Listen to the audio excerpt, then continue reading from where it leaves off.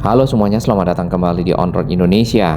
Kita berada di perlintasan sebidang titik temu antara jalur kereta api dan juga kendaraan bermotor di bulan-bulan Kota Bekasi, atau juga berada di dekat stasiun Bekasi. Rencananya untuk jalur ini akan dibangun underpass sehingga tidak lagi bertemu antara jalur kendaraan bermotor dan juga jalur kereta dan lebih aman. Nah, anggarannya dari mana? Anggarannya diambil dari Bulak Kapal karena pembangunan flyovernya langsung ditanggung oleh Presiden Republik Indonesia sekitar 200 miliar. Nah, ini rencananya Pak. Jadi posisi kita di sini. Ya. Ini kita dengan Pak Wali Kota Bekasi yang terus bangun Kota Bekasi menata. Gak peduli orang mau ngomong apa, yang penting pemimpin melakukan sesuatu yang bermanfaat bagi kepentingan warga. Siap. Nah sekarang kita mau apa Pak Wali ini? Hari ini kita akan rencanakan membangun flyover Bulak Kapal. Oh, Karena saya ingat saya Kalimalang, ternyata kita Bulak Kapal dulu, karena Oke. posisinya tadi lebih dekat Jadi ternyata. flyover Bulak Kapal itu Pemkot Bekasi melakukan pembebasan lahan. Pembebasan lahan. Dari mana ke mana? Dari Joyo Martono sampai ke Pahlawan. Ya, ini daerah kemacetan. Macet karena ini kereta api nanti kan double track. Iya, dalam kasihan. Lalu lintas. Lalu lintas. Macet diomelin terus. Ya. Nah, Di samping itu juga potensi kecelakaan. Keretanya. nanti Double. Jadi nanti ada 4 Ini trek kita ke Jawa Tengah. ke Jawa. Kemudian pembebasan lahan. Pembebasan lahan dari pemerintah kota. Kita sudah menganggarkan 100 miliar. Yang bangun ini siapa? Bangunnya nanti Wah, bebasin lahannya 100 miliar, bangunnya 250 miliar. Gak apa-apa. Provinsi harus bantu kabupaten kota ngatasi kemacetan kalau di kota. Kita kemana sekarang? kita lihat di Kita lokasinya. lihat. Ini kalau udah selesai akan ada 2 kecamatan yang bebas dari macet. Warga Pak Wali, sadis. Udah ada yang narik, yang Dari sini Pak, ini Joyo Martono. Ah? Dia lewat ke atas sini. Ini ya? Iya. Berarti ini ngolong nanti ya? Ngolong ini Pak. Nah sementara ini di bawah udah ada underpass. Jadi aman dah. Udah. Berarti selesai lah masalah di sini. Selesai masalah. Jadi di Kota Bekasi yang paling rawan ini. Ini nanti satu lagi kita masih punya PR flyover di dekat stasiun Ya udah tahun depan. tahun depannya. Ya tahun ini depannya itu. Iya, saya bebasin dulu tugas saya. Bebasin dulu, saya Iya, bangun. siap. Nanti dalam 2 tahun berturut-turut nanti kita bangun 2 jembatan layak. Iya, berarti 2027 saya pembebasan, Bapak langsung. 2028 ngebangun. Oh iya, ada siap. Non kalau 2026 perubahan bisa bebasan. Oh iya, nggak agak panjang, Pak. Oh, ya udah. Di sana agak panjang. Berarti kita bangun Kayaknya harus 2 tahun. Oke ya. Jadi sebelumnya memang sudah ada anggaran yang disiapkan untuk pembangunan flyover Bulak Kapal. Bahkan sebelum kejadian Argo Bromo bertabrakan dengan KRL beberapa waktu belakangan. Dikarenakan untuk pembangunan flyover Bulak Kapal sudah ditanggung oleh pemerintah pusat menggunakan dana 200 miliar, jadi anggaran yang sebelumnya dialokasikan untuk pembangunan Bulak Kapal ini, flyovernya, dialihkan untuk membangun underpass di perlintasan kereta sebidang yang tadi di bulan-bulan atau di dekat stasiun Bekasi. Yang kita ketahui memang untuk area tersebut sering juga terjadi kepadatan arus lalu lintas, ya, dan membuat kemacetan baik yang dari arah barat atau dari arah timur di bundaran.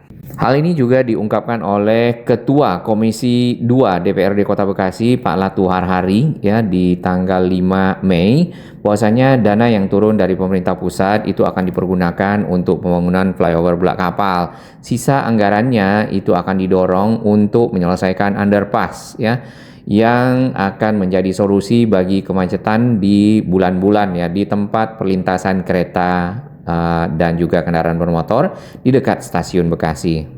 Nah, ini hanya baru 2 dari perlintasan kereta sebidang yang ada di Kota Bekasi yang akan diselesaikan dalam waktu ke depan, ya, maksudnya dalam tahun ini. Sedangkan perlintasan-perlintasan lain sebenarnya juga masih banyak. Kita akan lihat di dalam peta ke depan lokasi mana saja yang cukup padat perlintasan keretanya, bahkan ada perlintasan yang tidak resmi, ya, salah satu contohnya yang di Ampera kemarin, mana kecelakaan kereta terjadi. Adapun untuk flyover yang ada di Bulak Kapal itu masih dalam tahap pembebasan lahan, diharapkan di bulan Mei ini selesai sehingga proses konstruksi dapat berlangsung di akhir Juni atau juga Juli. Underpass kita harus tunggu terlebih dahulu. 1.800 titik yang juga lintasan seperti ini. Ini dari zaman, saya kira dari zaman Belanda ya sudah beberapa puluh tahun nih. Sekarang ya sudahlah, kita akan selesaikan semua itu. Saya sudah perintahkan segera kita akan perbaiki semua ya lintasan tersebut ya, dengan apakah dengan dilakukan pos jaga atau dengan flyover ya. Nanti pelaksananya kita tunjuk. Kita perhitungkan sekitar hampir 4 T ya, 4 triliun ya. Demi keselamatan dan demi karena kita sangat penting, kita sangat perlu kereta api, dan kita harus keluarkan itu.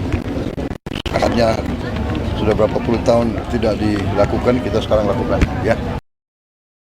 Baik, langsung ke peta. Ini adalah perempatan Bulak Kapal yang di hari ini, di sore hari juga cukup padat dengan arus lalu lintas, baik yang dari utara, dari arah Perumnas 3, dari Karangsatria dan lainnya, atau yang dari arah selatan keluar pintu tol Bekasi Timur, Joyo Martono, bahkan juga dari arah barat Jalan Insinyur Haji Juanda. Yang dari timur tidak begitu padat ya.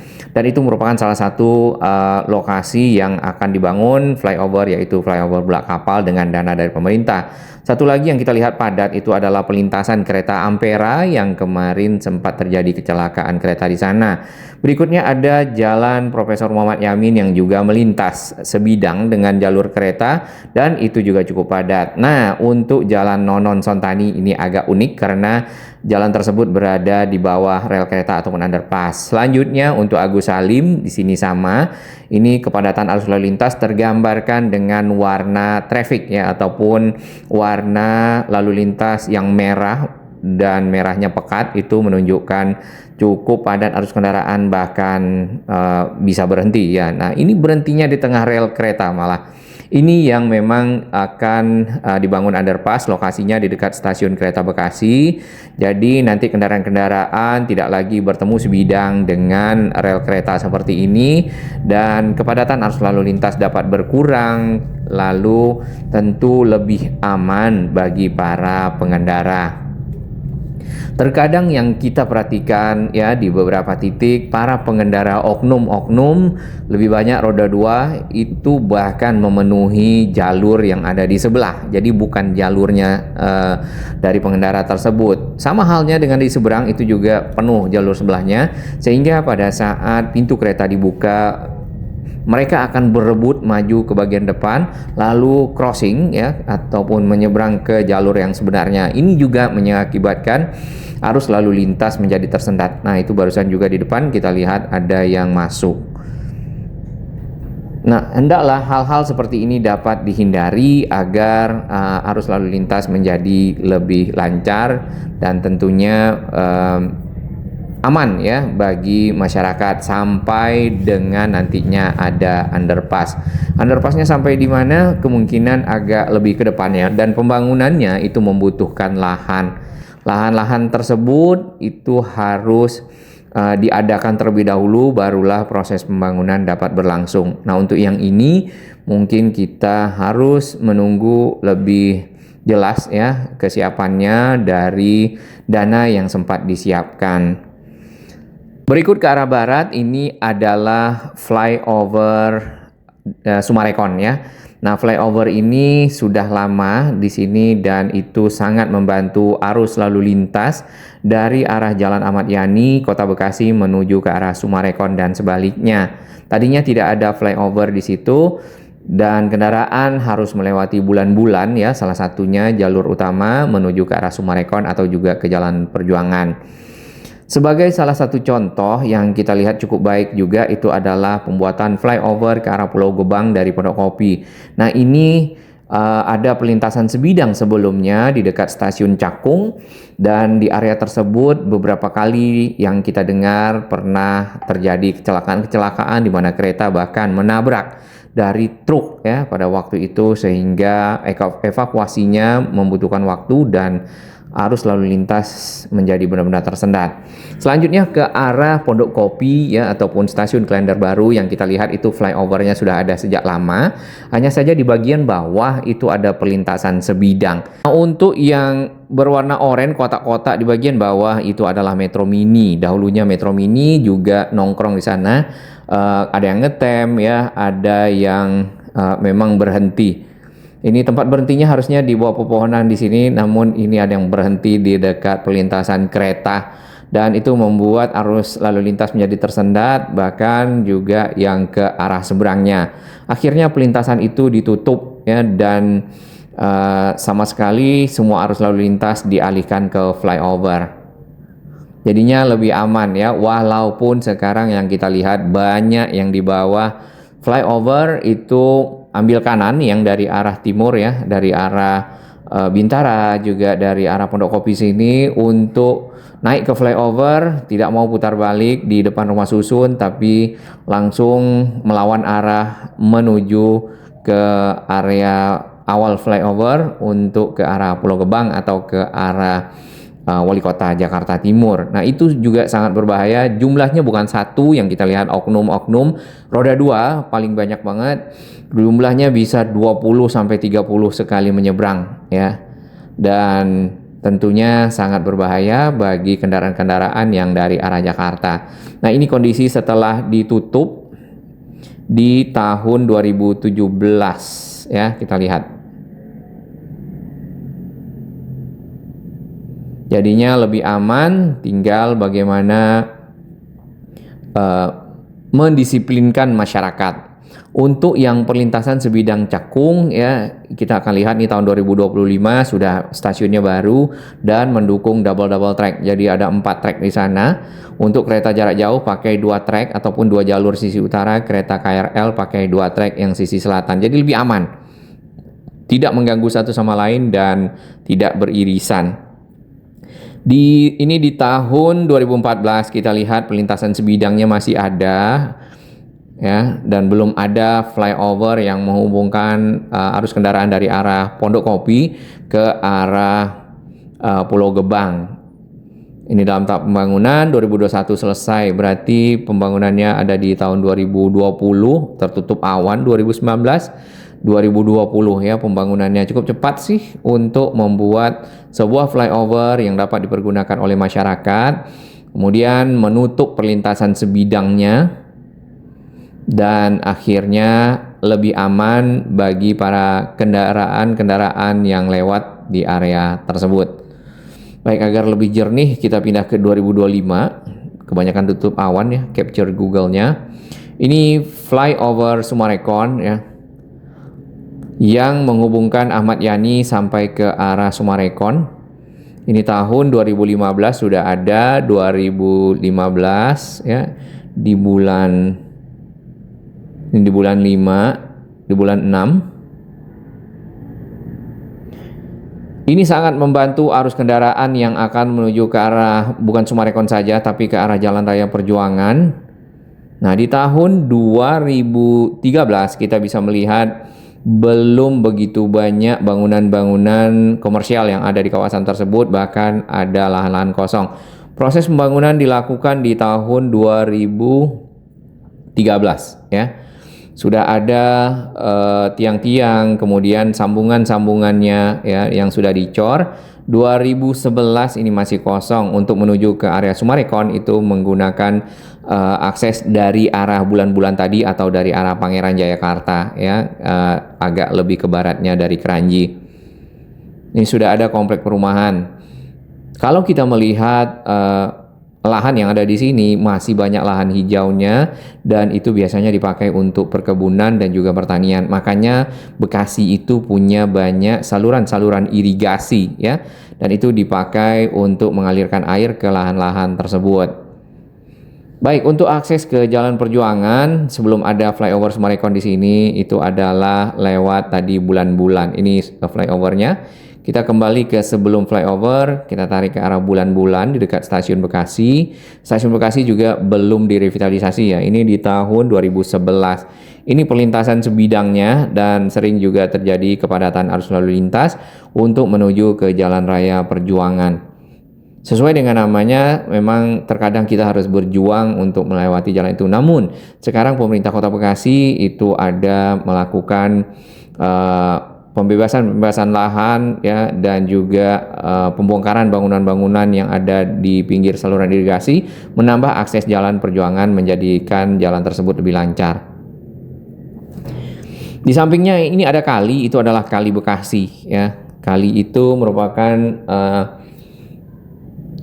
sambungan dari dua kali ya, ataupun gabungan dari dua kali, yaitu Kali Cikeas dan Kali Cilengsi. Nah, ini jalan Nonon Sontani, ini juga ada saluran irigasinya. Jalan tersebut berada di bawah dari jalur kereta, jadi cukup aman. Yang barusan itu perlintasan M Yamin, yang ini adalah Ampera. Kita tarik ke arah timur lagi dan ini adalah Bulak Kapal. Baik, kita akan kembali flashback ke video kita sebelumnya tentang Stasiun Bekasi. Halo semuanya, selamat datang kembali di On Road Indonesia. Kita berada di sekitar stasiun yang baru dari KAI Bekasi. Stasiun ini cukup besar dan cukup luas, memiliki 2 tingkat seperti stasiun-stasiun sebelumnya yang dari arah Manggarai sampai ke arah Cikarang. Dengan adanya stasiun yang sudah cukup lebar ini mendukung dari program double track ya, ataupun pemisahan jalur kereta jarak jauh dan juga jalur kereta KAI KRL. Dengan begitu maka perjalanan dari KRL dapat lebih optimal ya, dan waktu tunggu ataupun heading time menjadi lebih pendek. Biasanya KRL harus menunggu terlebih dahulu dari kereta jarak jauh yang melewati jalurnya sendiri ya, ataupun jalur bersama lebih tepatnya. Yuk. Nah, Stasiun Bekasi sendiri kalau kita lihat juga memiliki ruang tunggu yang cukup baik, cukup bagus, nyaman. Tadinya stasiun ini tidak 2 tingkat ya. Stasiun yang lama itu hanya ada peron, kemudian sedikit bangunan, dan sekarang jauh lebih baik, memiliki banyak fasilitas-fasilitas. Tadi yang kita lihat di awal itu adalah area parkir kendaraan roda 2 yang dipergunakan oleh para penumpang yang memarkirkan kendaraannya di sini dan naik kereta. Fasilitas lain yang kita lihat adalah kursi roda untuk disabilitas, kemudian dilengkapi dengan ATM ya, bagi para penumpang yang mungkin membutuhkan uang cash, transfer, dan kebutuhan-kebutuhan lainnya. Banyak terdapat ATM yang tersedia.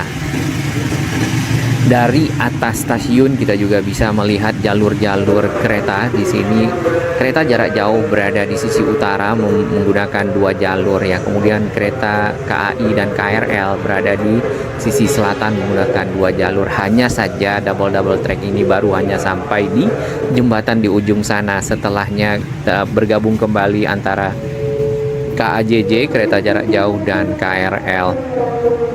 Tentunya kita harapkan seperti program-program yang sudah dicanangkan ya, double track ataupun jalur ganda, dui ganda lebih tepatnya. Jadi ada 4 jalur dari Manggarai sampai ke Cikarang dapat direalisasikan sehingga benar-benar terpisah antara kereta jarak jauh KAJJ dengan kereta Jabodetabek KRL. Dan Manggarai sendiri sebenarnya sudah menyiapkan juga jalur-jalur khusus untuk KAJJ ataupun kereta jarak jauh seperti Argo dan juga kereta-kereta lainnya yang akan nantinya dipindahkan dari stasiun Gambir ke stasiun Manggarai, karena memang Manggarai akan menjadi stasiun sentral dan itu akan berada di jalur paling atas ya, bersama dengan kereta dari Bogor ataupun dari kota, yaitu Bogor Line. Hanya saja yang kita lihat adalah di antara Jatinegara ke arah Manggarai itu baru ada 2 jalur. Jadi itu masih sharing ataupun digunakan bersama. Sama seperti ini ya, nanti setelah jembatan di sana, ini kereta jarak jauh datang ini. salah satu rangkaian kereta KAJJ akan menggunakan rel yang sama sampai ke Cikarang karena belum terdapat 4 rel ya, 2 untuk KAJJ jarak jauh dan 2 untuk KRL. Kenapa sampai ke Cikarang? Karena memang kereta KRL ini ya saat ini melayani penumpang sampai ke arah timur yaitu di Cikarang. Bahkan ada yang request ya sampai ke arah Karawang, namun kita belum tahu itu. Tapi mungkin saja akan sangat membantu mobilitas penumpang. Di depan sana itu adalah perlintasan sebidang yang ada di sekitar stasiun Bekasi di sini. Dan sebenarnya Bekasi sendiri memiliki banyak ya area-area perlintasan sebidang seperti ini. Kemudian lagi ada oknum-oknum kendaraan yang kadang-kadang pada saat kereta lewatkan palang pintu tertutup masih ada yang mencoba menerobos, serta ada yang memenuhi jalan. Nah, pada saat pintu terbuka maka mereka akan cepat-cepat crossing ke bagian jalur yang seharusnya. Ini mengakibatkan kemacetan di tengah kalau di kedua sisi mereka melakukan seperti itu ya, dan menghambat perjalanan. Nah, ini yang perlu dirubah atau dengan mengganti perlintasan sebidang tersebut dengan flyover ataupun underpass. Ini tadi ya parkiran motor di stasiun Bekasi. Jadi memang Indonesia ataupun Jakarta lah paling tidak secara khusus Jakarta Jabodetabek termasuk Bekasi membutuhkan moda transportasi massal yang lebih dari sekedar KRL. Saat ini sudah ada LRT Jabodebek dan rencananya untuk Bekasi akan ada lagi MRT fase 3 ya. Mudah-mudahan dengan adanya modernisasi pembangunan infrastruktur baru untuk transportasi massal makin banyak sehingga memudahkan mobilitas para penumpang menuju ke pusat kota Jakarta dan kembali ke daerah masing-masing ya yang berada di sekitar Jakarta.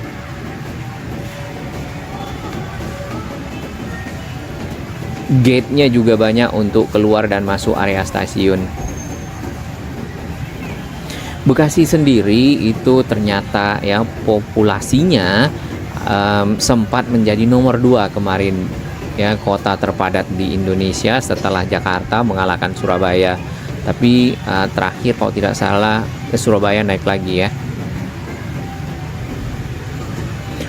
Untuk akses ke dalam area stasiun terdapat anak tangga, eskalator dan juga lift. Lift bisa dipergunakan untuk ibu hamil, lansia dan juga anak kecil serta disabilitas. Nah, ini adalah jembatan yang berada di bawahnya ini Kali Bekasi ya. Kemudian di sebelum jembatan ini tadi jalur keretanya ada 2 ya yang mengarah ke jembatan lebih tepatnya. Nah, di situ sharing antara atau dipakai bersama jalurnya antara KRL dan kereta jarak jauh.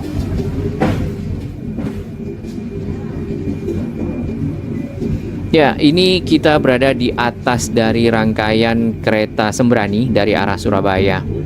Kemudian ini adalah perlintasan sebidangnya.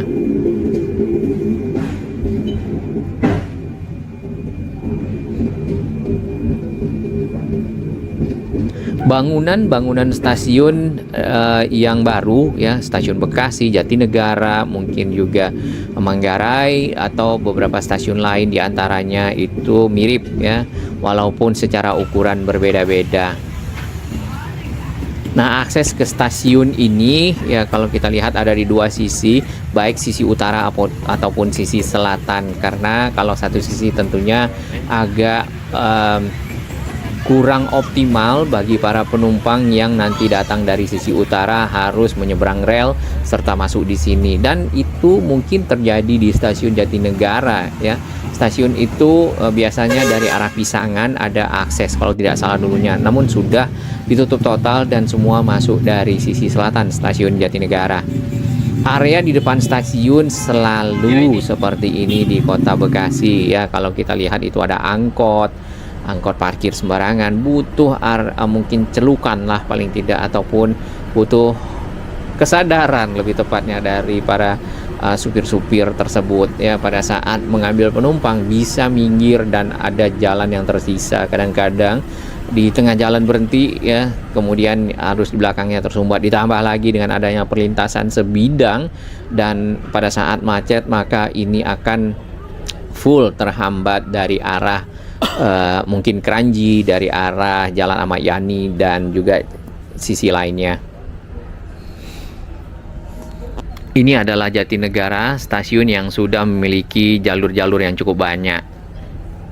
Semoga DDT dapat terus dilanjutkan ataupun double track sampai ke arah Cikarang dan perjalanan kereta apakah KRL ataupun kereta jarak jauh menjadi optimal, lancar serta lebih cepat ya. Terima kasih.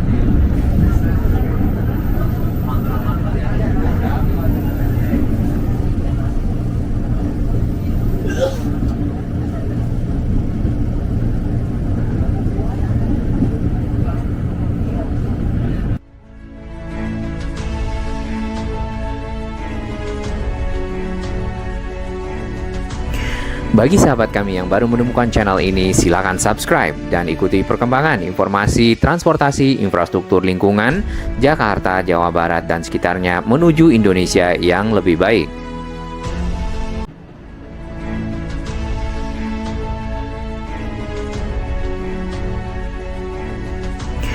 Bagi sahabat kami yang baru menemukan channel ini, silakan subscribe dan ikuti perkembangan informasi transportasi infrastruktur lingkungan Jakarta, Jawa Barat, dan sekitarnya menuju Indonesia yang lebih baik.